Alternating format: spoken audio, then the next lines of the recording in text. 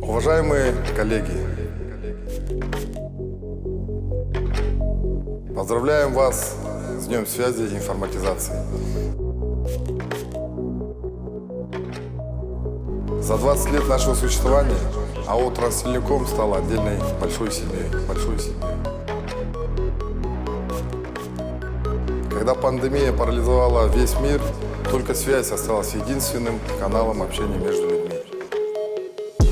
Мы проделали огромный путь. Вы являетесь нашими героями, и мы ценим вас за это.